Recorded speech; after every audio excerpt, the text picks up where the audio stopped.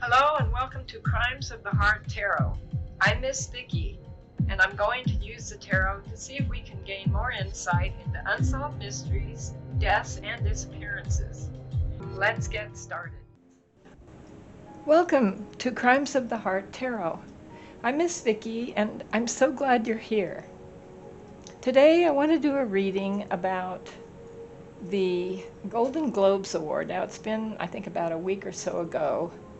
And I want to talk about the roasting that the Suits cast did about Harry and Meghan.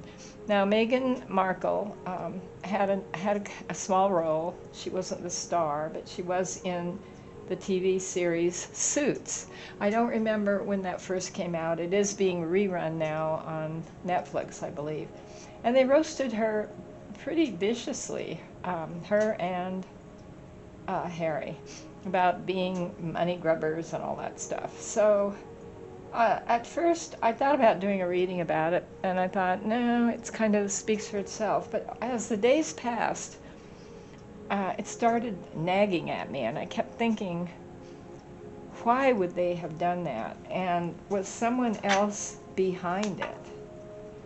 And I want to do a reading about if Oprah Winfrey could have been behind this roasting.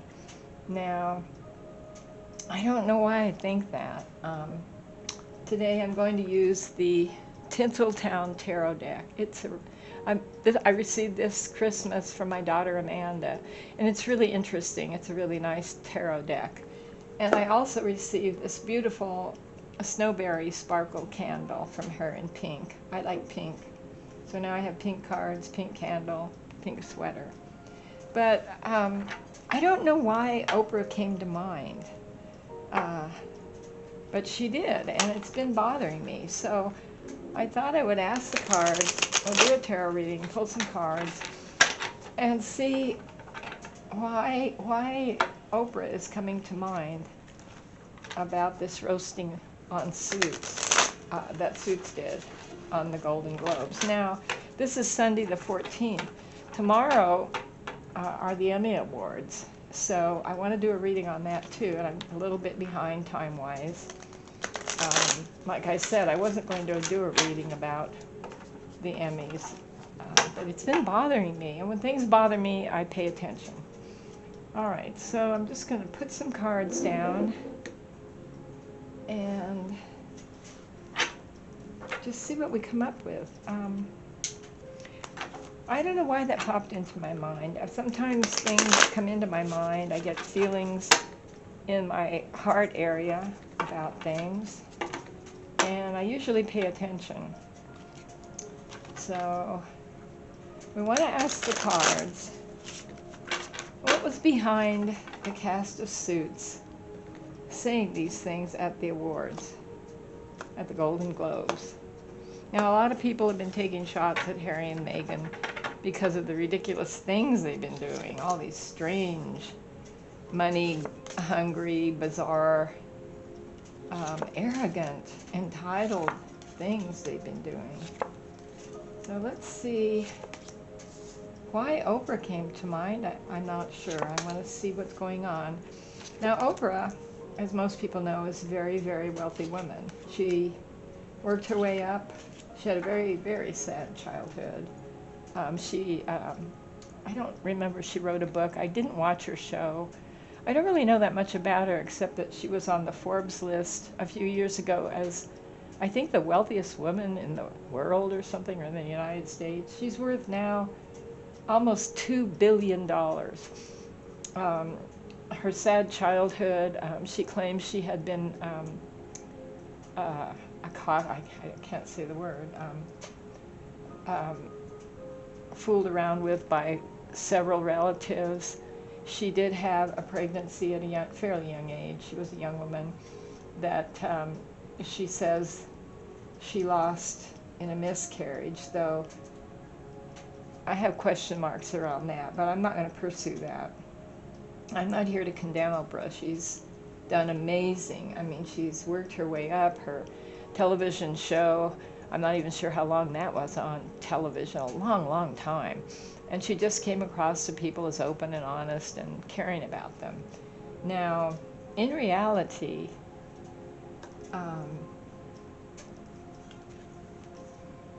what I'm getting here, this is the Page of Swords. Now, the Page of Swords, this shows a man of color. I think she was very affected, and we're talking about Oprah, by her young experiences with boyfriends. It affected her greatly. She was involved in a lot of romances. I read somewhere that she and John Tesh, the songwriter, amazing man, I believe he's deceased now, really talented piano player, writer. I guess they were on a news show together and had a brief affair. And he said, that's true. I did know Oprah. But she had some very, very, very painful experiences with men at her, I don't want to say as a child, but when she was a younger woman. It scarred her. I feel like it scarred her. She has now, I believe, a boyfriend, Stedman, who I don't know what he really is to her, he accompanies her, a paid, I don't know what you'd call him, partner. Every now and then he'll do an appearance with her. They aren't married, they don't live together that I know of, but he's there. And she has a great friend, Gail, who she's helped get a TV show and gave mansions to. But Oprah is scarred. She's a scarred woman. Her younger formative years and then working her way up made her who she is today. Now, she's very successful, very, very wealthy. She apparently did a lot of purchases. I haven't read her book. I don't even know if she has a book. Purchasing properties and fixing them up and reselling them. She's worth a lot of money. And she also has a production company. I think it's called Harpo, which was behind, I don't know if it was behind The Color Purple, but it was behind the movie Beloved, which didn't do well. I haven't seen that one. I did see The Color Purple, thought it was amazing. Here we see the Three of Cups. Now, there's three people. We have three women, but the people that were involved in suits at the Golden Globes that said those statements about Meghan, I think Meghan and Harry. I haven't even seen it. I've just heard that they said some really kind of pretty bad things, pretty honest things. And I get a woman of color again with two other people. The Three of Cups is working together, but it's a positive thing. It's a celebration. Now, Oprah is a very private person. You don't know a whole lot about her, except she makes appearances now, since she isn't doing her TV show anymore. All people really know is that she has a lot of homes. She has several mansions, homes everywhere. She's been buying up property in Mendocino. I think she has, I might be mistaken, 80 acres around her mansion in Mendocino. And then we see the Eight of Wands. Now, the Eight of Wands is about, well, this shows travel, but really what it's about is about doing something quickly. And I'm asking, was she behind the Suits cast saying what they did? I'm getting this happen fairly quickly, but I'm getting it's steeped in her past, her very, very sad past that she has. All right, let's see what else we have. The Two of Wands. This is working on something. She'd been working pretty much all her life. But what I'm getting from this is putting things out. I'm getting that she is very, very protective of her image as a talk show host, as a wonderful woman of charities. And I don't want to go into Maui right now because I don't think we have time, but I'm not sure what was happening there. But she's working on her image. She's still working on her image. She's very, very protective of how she's seen by people. The Two of Pentacles is balancing things. She's very careful to balance who she is and the truth about who she is to the public and privately. It's a balancing act. Her private self is entirely different than her public self. And it's based on her past. It's based on the insecurities, the drive to be somebody. She isn't who she presents herself to be, but then nobody really is. She's very, very protective of her image and is constantly working on it, constantly. All right, now we have the Ten of Swords. This is someone being stabbed in the back, and I believe this is the interview that Oprah did. It's been several years now, a couple of years, I think, with Meghan and Harry, the Sussexes, and how she bought their story, hook, line, and sinker. She was Queen of Cups. She was very, there's Oprah right there, the Queen of Cups. You can, I don't know if you can see these. I hope they're not getting glare on them. I have a problem with glare because of my lighting situation. There's Oprah right there. She is the Queen of Cups. When she got that interview with Meghan and Harry, she was over the moon. She was ecstatic. Oh my gosh. This is going to really make a mark on my history, my who I am, royalty now on top of everything else. Money isn't enough for her. Money's never been enough for her. She keeps doing things to make money, but the money isn't what she's after. The money just provides an image. She's able to project a positive image with her money. And then we have the Four of Cups. This is someone who's very disappointed emotionally. Now, as time went on after that interview with Meghan and Harry, and Harry's ridiculous book came out, and the antics they started to do, the things they started to say about the Queen, the things they have said about the Queen, and all the terrible things that came out in his book, that really, really disappointed her, because I think she admired Queen Elizabeth. I think a lot of people did. And that wasn't what she wanted. That wasn't what she hoped for when she did this interview. She wanted to put this interview, she thought, would put her on top of the cherry on the frosting, the woman in the champagne glass. And instead, she was stabbed in the back. She took this very, very personally. And we have the Queen of Pentacles. There she is again. Now, she is the Queen of Pentacles. Now, this could also be Meghan. She saw through them finally, like a lot of people have, that it was just about money. This really, really hurt her. She's been upset about this ever since these things came out, ever since the interview, and she feels foolish. She feels like she was stabbed in the back and made a fool of, and that doesn't set well with her. That's not her image. That is not who she is. That's not who she wants people to believe she is. And then we have the Knight of Swords. This is interesting. The Knight of Swords is probably going to, I don't know if it stands for Harry, but it's about truth. She's actually, I think this is a man. This isn't a man per se as an organization that she has used to find out the truth about Harry and Meghan, even more than what the public knows. She has really, really, really been upset since this interview. And it's like every day goes by, she's more upset. She feels like she was made a fool of.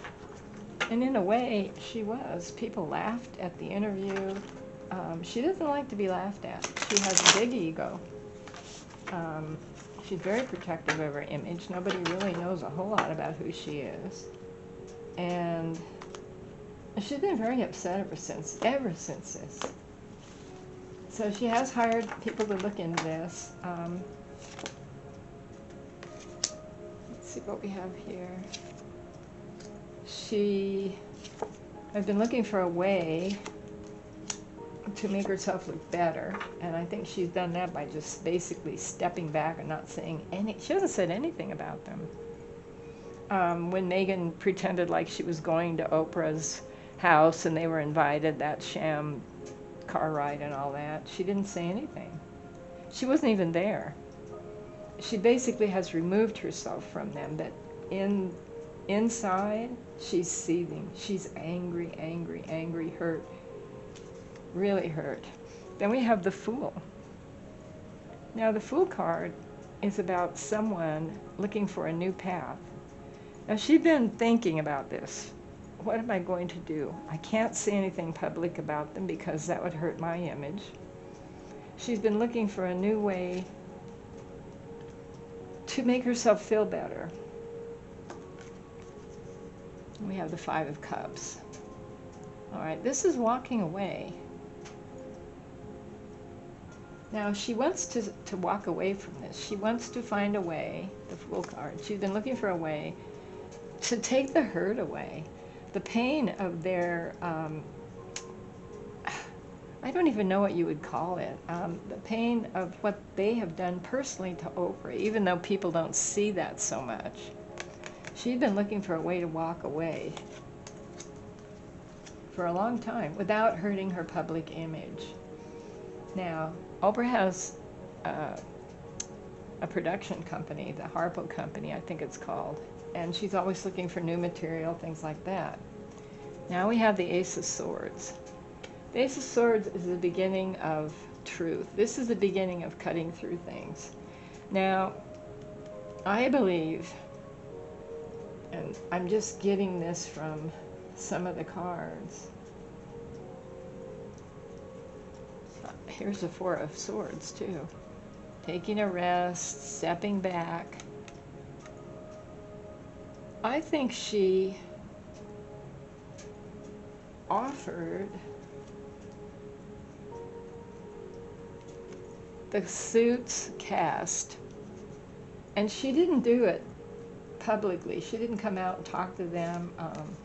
Whoever represents her, whoever does her, I don't want to say dirty work, but behind the scenes work, came out and made an offer to the Suits cast that she would consider doing another round, a new updated version of Suits without Meghan.